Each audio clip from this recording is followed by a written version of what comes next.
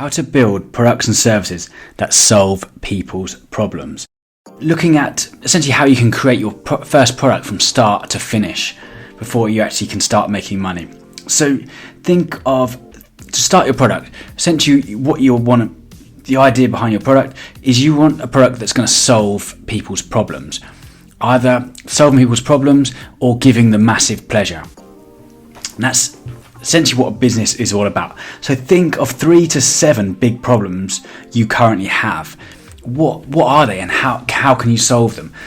So think of what people are suffering with, or something that you repeatedly hear that people talk about being a problem or being an issue.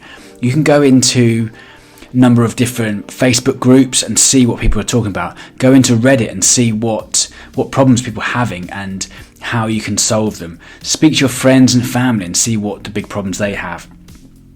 You can Google it, see what's coming up on Google, on websites, what problems are having you can have. And essentially you want to start creating a way to solve that. You want to be packaging up your problems, your product to solve people's problems. So what qualifies you to solve them? So think of areas where you've had experience in the past, where you have experienced these pain points in the past. What annoys you? What frustrates you at the moment? What is people doing that's not quite solving your problems? And this is where you can come in. You need to find a gap in the market where you can do something better than what's currently on offer. And the world's full of problems, so it's about finding that and monetizing it, packaging up in a way that people will pay for your product and service. So it's much easier if you've experienced the problem yourself. It's much easier if you have had that problem yourself, because you know the pain, the frustration that you can go through, and it makes you much more credible. It makes you much more authentic if you've actually had that problem before. So use skills that you already have. Just make a list of what have you worked on in the past, what have you done in the past, where have you worked, have you had any hobbies, any side hustles that you've been working on. And this is kind of the key to where you can help people. So don't reinvent the wheel. You can take what works and essentially make it better. One of the best ways to do this is looking at businesses already and just make them better. During recessions, it's the best time to find businesses that maybe they're not making a profit. They are making a really good profit, and the owner's just tired. They want to give up because maybe they're coming close to retirement and they don't have the energy to kind of push through the recession. So it's never been a better time to buy a business that you can add value to. Make what you love your hobby as well. So that's another, looking at what you love, and you're going to be spending a lot of time in this business, so it may as well be something that you like doing.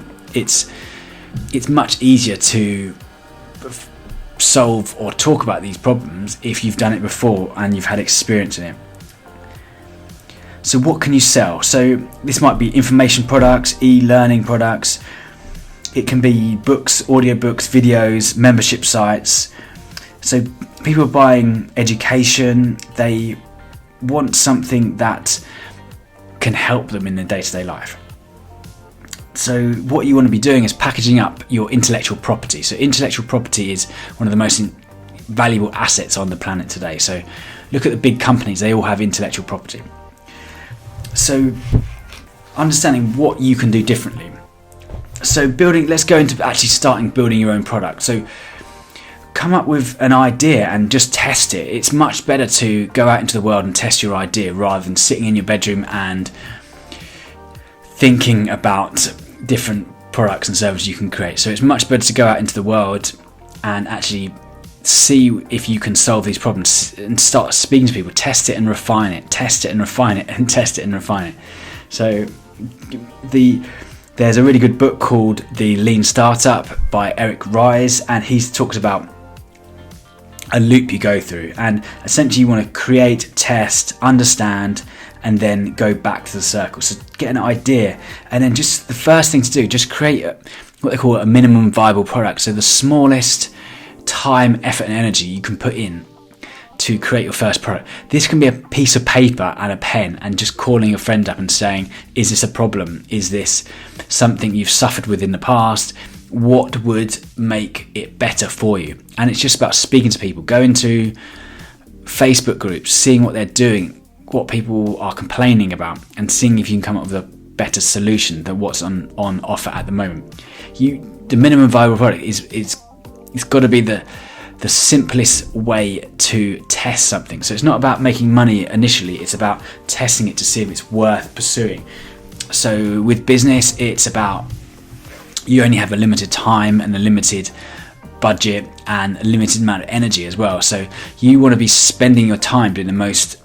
You want to be spending your time if it's actually going to be beneficial to you. You don't want to spend loads of money, energy and effort if it's not going to pay off. So creating the first product is probably the hardest thing to do, but it's all about testing and refining. So he talks about go out into the world, test the product, create a minimal viable product. Once you have a minimal viable product, then test it again. See how you can improve that product. What can you build on? What was working that's not working? Can you add any different features to it? What benefits could you offer additionally to what is on at the moment? Get some responses, then understand what you can do better, and then come back to the idea stage. It's like a loop, and then basically once you have another idea, then go out and test that again, create another product, test it again, get a response, and then understand it. And this is a continuous loop that you need to go through. So in Japan they call it Kaizen, so it's continuous improvement, taking it, refining it and improving it. And this is a continuous cycle. So even the big companies should be doing this all the time, because businesses, it's a continuous evolution. It's not just a static model. You can't just have a product and that's going to be the only thing you're ever going to create. It's about testing and refining, and it's about continuous improvement. So the idea is to learn fast. So test and refine, continuous improvement, get a model, change it bit by bit, and continuously and add to it. So Daniel Priestley talks about the value cycle, and he talks about starting off with an idea, just pitching it to people, going out, usually to network. You can go out to networking events even if it's online due to coronavirus, and just speak to people to see if it is a problem, see if someone, maybe it might be a problem, but maybe someone's solving that problem already. And even if someone is solving that problem, do it differently, do it better, do it more uniquely, do it to a different demographic. See if you can change it slightly, offer a different feature, offer a different benefit. So the first, go out with an idea. Then it talks about it's going to be a disaster the first time. It's going to be a mess. It's going to be the first time you're going to create a product. It's not going to be, everything's not going to be perfect. Even on a website, if you've got the website you use, the writing, the copy is not going to be perfect. It's not going to be perfect, but it's about testing and refining. It might be a disaster. And then, so anything of value takes time. So it's easy to give up at this stage and think there's not going to be, if people are not going to rush to your product. It's starting a business is always going to be tough. It's always going to be hard. And once you understand this, then it makes everything easier. If you expect the road to be smooth the whole time, you're going to be in for more bumps. If you expect the road to be bumpy, then you can prepare for it, and the road ends up being much more smoother.